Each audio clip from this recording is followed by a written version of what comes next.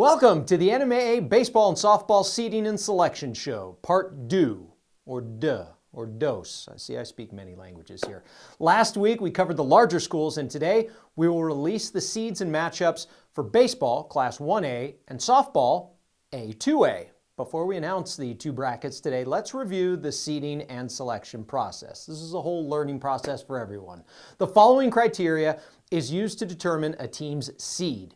We look at finish in regular season district play, head-to-head matchups, wins against district championship teams, regardless of class, overall record, maps, preps, rankings, and member school input. Now that's the coach's input and rankings. So that input can sway a team in one direction or another. There is no input given by NMAA members. Let me repeat that.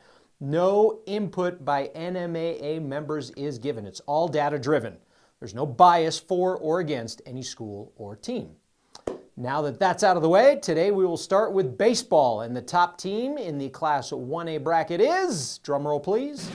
See, we got a drum roll this week. Might be a little overkill. Killer. Really a no-brainer, undefeated Gateway Christian. Gateway Christian won it all back in 2014, which was the last time 1A teams were in a classification by themselves. Rick Rapp and his group are a perfect 18-0. This year's team has been a great joy to coach.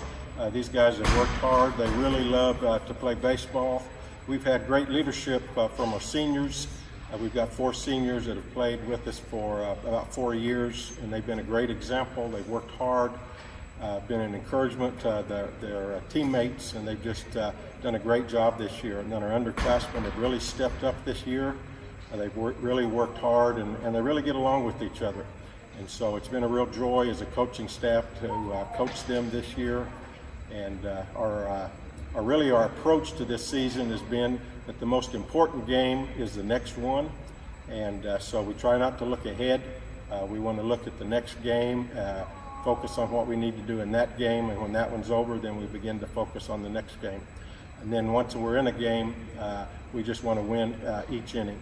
So we take one inning at a time, one game at a time, and so far that approach has worked pretty good for us. The Class 1A bracket is a party of 4, and here they are. Gateway will take on Elida. The other semifinal matchup is Jemez Valley and Dora. Jemez Valley is led by head coach Forrest Becker, who has 12 wins on the year and lifted the Blue Trophy back in 2013. He knows Gateway will be tough to take down for any team. Gateway's a very tough team. Roswell's a great baseball community, and those kids have been giving a lot of people a lot of headaches all year, both at the plate and on the mound. So we're gonna have to be ready. We're gonna have to be ready hitting the ball. We're gonna have to be ready in the field, and just get a really good week of practice and continue to try and improve. And that's one thing that I've tried to work with these guys on, is trying improving every day and working towards getting better at something every day, and all those little things. And so if we can keep that mindset, and I think we'll be ready for the moment. And when it comes, we'll be as ready as we can be and ready to compete. And that's all you can ask for. This year's group of guys they're a really fun group.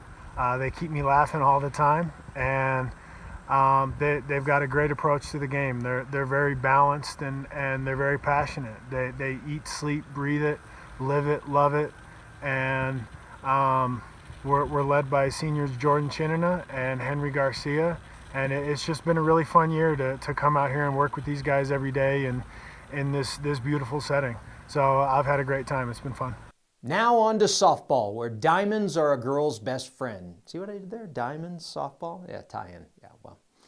We have one bracket to get to. It's in Class A2A. The top team heading into the postseason this year is Eunice. The Cardinals earned the top spot. They are 20-5 and led by head coach Chad Pearson.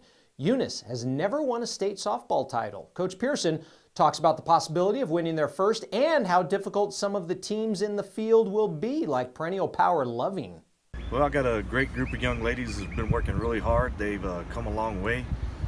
They put in a lot of work over the last 4 years. We got 5 seniors leading us this year, and I think their leadership has a great deal to do with what we've accomplished this year.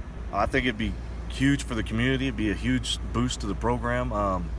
yeah, we've never been there, so we're really looking forward to getting there and hopefully getting there. You know, we got a lot of good teams to play in front of us, and if we succeed at getting there, it'd be huge. And if we could win, you know, maybe it'll be a catalyst to boost the program for years to come.